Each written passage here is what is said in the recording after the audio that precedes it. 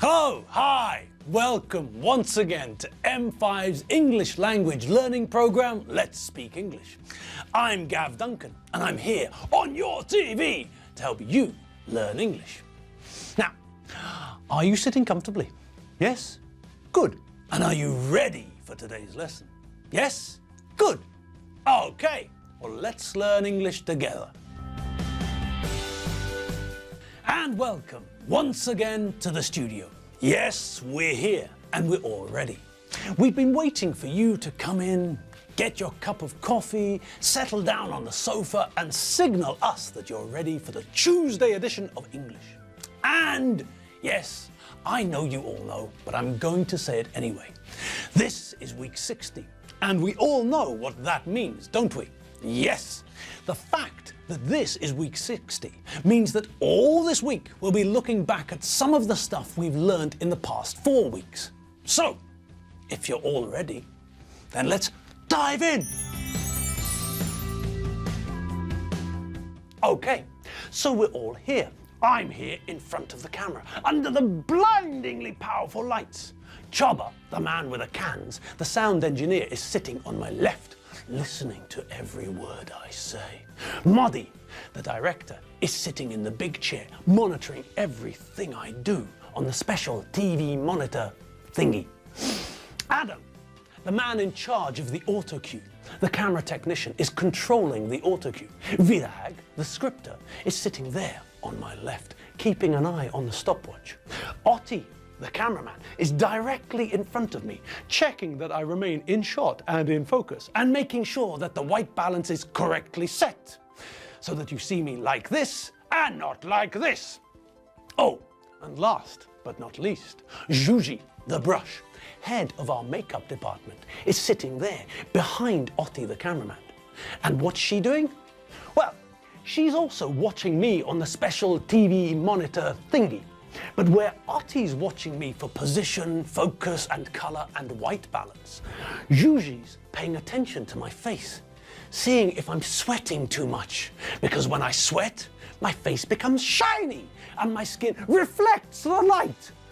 When I start to sweat too much, then Juji, the brush, dabs some makeup onto my face to absorb the sweat, so that I look more, well, human. Anyway, hopefully I look human enough for you all today. Now, we're almost ready, aren't we? Yes, but there's one thing left for us to do, isn't it? Yes, animals, assemble. We're following protocol here, and it's time for us to give the animals their instructions, their orders. So, Gusti, you know the drill, don't you? You know exactly what we want from you. You know exactly what we need you to do, don't you? Yes. That's right. What we need you to do is to calm down. Just settle down and stop dancing all over the place like a drunken gibbon. Okay? It's only for quarter of an hour, and then you'll be free to dance like a mad chicken as much as you like. Okay? All right. 1 down, 2 to go. Margot,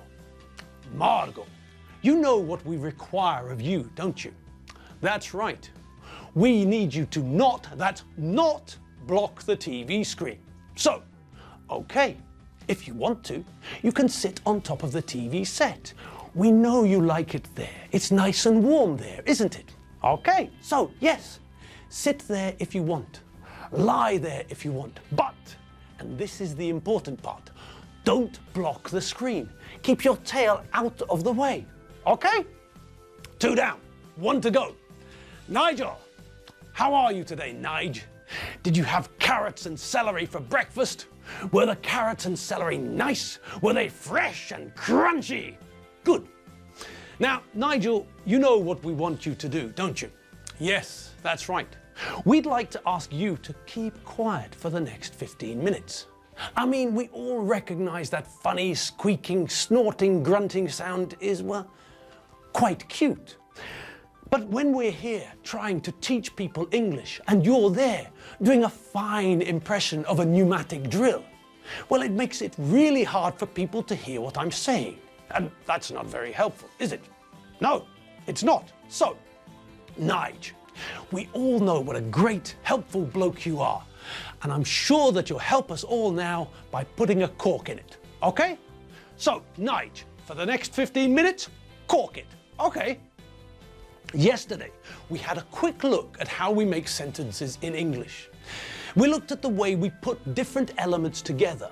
Elements like subject, pronouns, words like I, you, he, she, and it, verbs and objects. We looked at the fact that if we're making a sentence in the present simple, we have to conjugate the verb. We have to make sure that we use the correct form for the correct subject. There are different forms for the third person singular form of verbs in English in the present simple. To conjugate most regular verbs correctly for the third person singular, we have to add an S to the infinitive. But if the verb ends in SS or SH or CH or O or X, then we don't add S to the infinitive. When we make the form for the third person singular, we add ES. The verb to be is different. It's irregular, which means that we have to learn the different forms of the verb for the different subjects. I am, you are, he is, she is, it is, we are, you are, they are. But as we all know, that's not very difficult. They're practically all the same, aren't they? I mean, the only ones which are different are the first person singular and the third person singular. I am, and he, she, and it is.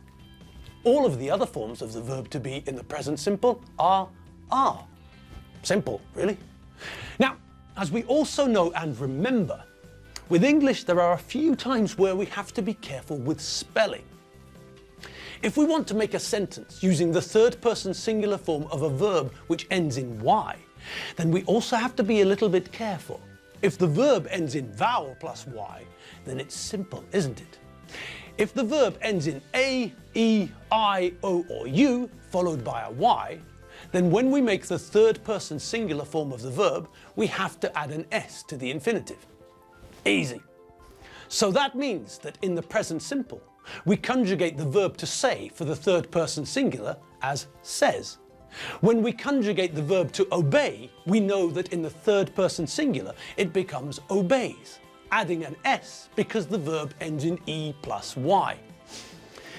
If the verb ends in I plus Y, then we do the same. But I've been thinking about this for a long time, and I can't think of a single verb in English which ends in IY.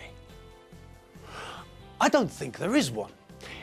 If anybody can think of one, then tell me. Send me an email or call M5 and tell them and ask them to get a message to me. If a verb ends in O plus Y, like the verb to employ, which means to give someone a job or to use something, then we know that the third person form will add an S to the end of the infinitive. The Hungarian oil and petrol company MOL employs 23,000 people in Hungary, for example. MOL employs 23,000 people. Master Ken employs Ameridote combat techniques when he fights. And of course, we have the verb to buy, which, as we can see, also ends in vowel plus consonant.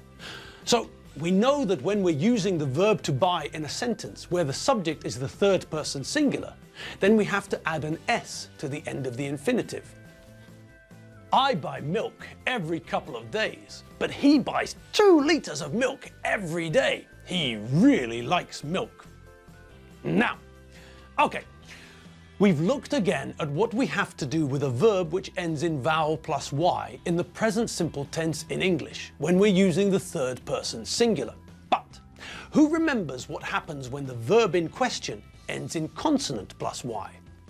Well, as I'm sure you all remember, all that's different with these verbs ending in Y is that we don't add an S to the end of the infinitive, but we replace the Y with IES. So, if, for example, we think about the verb to carry, we know that when we want to talk about a subject in the third person singular in the present simple, then we don't say he, she, or it carries with a Y, but we replace the Y with IES, and it becomes he, she, or it carries. He carries his lunch in his backpack. He carries his lunch in his backpack. She carries the rubbish out every morning. She carries the rubbish out every morning. This train carries commuters to work from Erd. This train carries commuters to work from Erd. And that reminds me, do you all know the verb to commute? The verb to commute means to travel from your home to work. If you live in a different place to where you work, and you travel to work every day in the morning, and then travel back home again in the evening, then you commute. You are a commuter. We get the noun from the verb. A person who commutes to work is a commuter.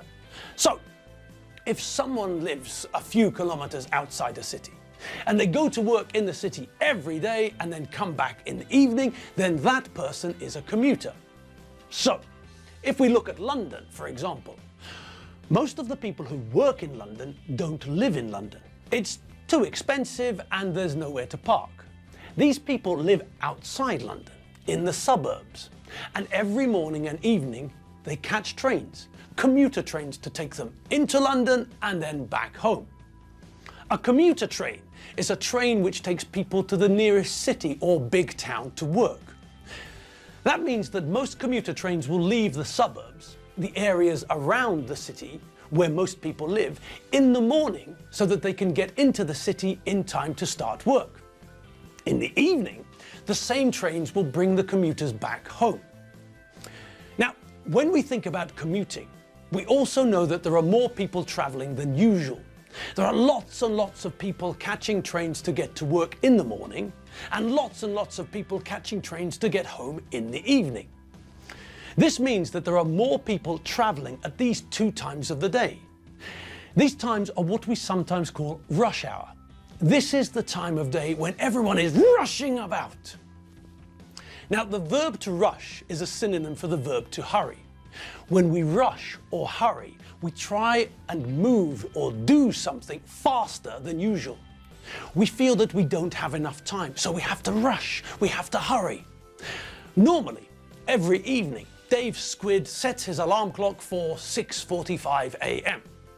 Yesterday evening, Dave forgot to set his alarm clock, and this morning, the alarm clock didn't wake him up. Dave didn't wake up at 6:45. He overslept. He woke up at 7:30. When he woke up, Dave panicked. He realized that he didn't have enough time to get ready for work like normal. Normally, Dave grinds some coffee beans, pours some water into the espresso coffee maker, then puts the ground coffee in the basket above the water, then he puts the coffee maker on the hob and turns it on. Dave knows that the coffee will be ready in 5 minutes, so he has a shower, then he brushes his teeth, then he combs his hair while the espresso maker is making his coffee. Okay, so that's what he normally does, but this morning, because he overslept, he hasn't got time to do things the normal way.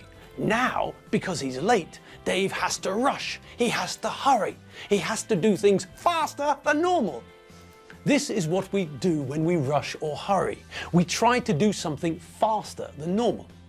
So, usually, Dave has got enough time to shower, brush his teeth while the espresso maker is making his coffee.